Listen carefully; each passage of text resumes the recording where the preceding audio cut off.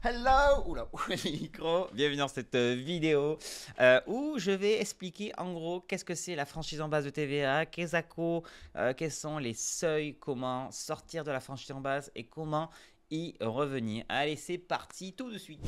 Bon, on commence par le commencement. Kezako, la franchise, en fait, c'est une exonération de la TVA, la taxe sur la valeur ajoutée, jusqu'à un certain seuil. Je vais te les donner juste après. En fait, c'est l'article 293B du Code général des impôts qui dit que tu bénéficies de l'exonération de TVA par défaut jusqu'à un certain seuil. C'est-à-dire que tu ne factures pas la TVA, tu ne peux pas non plus la récupérer sur les dépenses professionnelles que tu fais. Tu dois mettre sur tes factures la mention TVA non applicable article 293B du CGI. Tu dois normalement facturer hors taxe et ne pas faire apparaître de TVA sur tes factures. Petite info qui a toute son importance, toutes les micro-entreprises sont assujetties à la TVA mais non redevables par défaut. C'est-à-dire en gros que vous êtes concerné par la TVA mais vous ne l'appliquez pas pour le moment. En gros, c'est un résumé. Et dès que tu passes à la TVA, tu es assujetti redevable. Voilà, très important.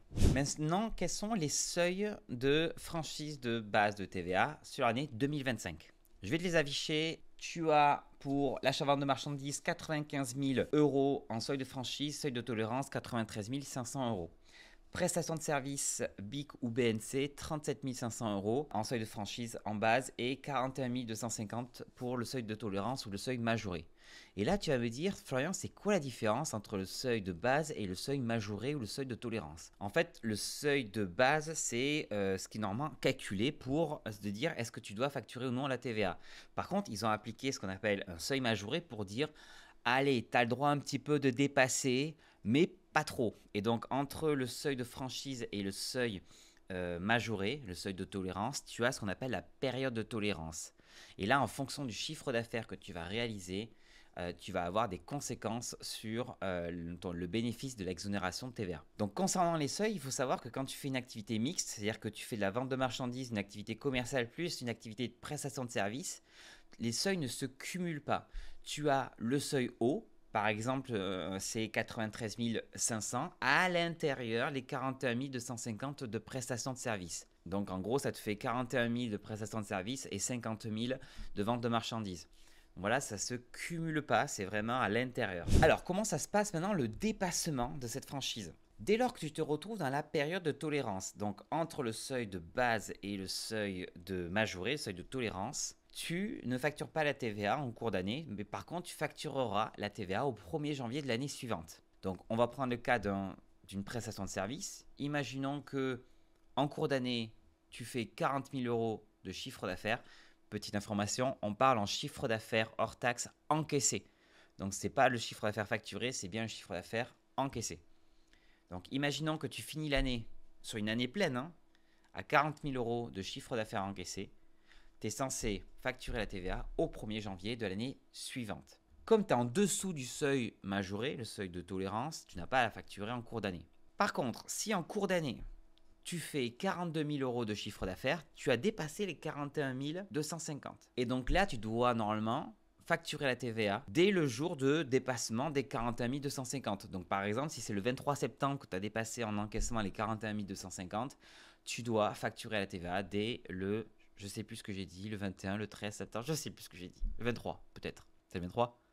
Donc il va falloir vraiment que tu vérifies est-ce que tu es dans la période de tolérance qui te permet de continuer à bénéficier de la franchise de TVA et donc du coup il n'y a pas de problème pour cette année, mais attention l'année prochaine tu sors de la franchise, ou alors si tu sors de la franchise en cours d'année parce que tu as dépassé le seuil majoré.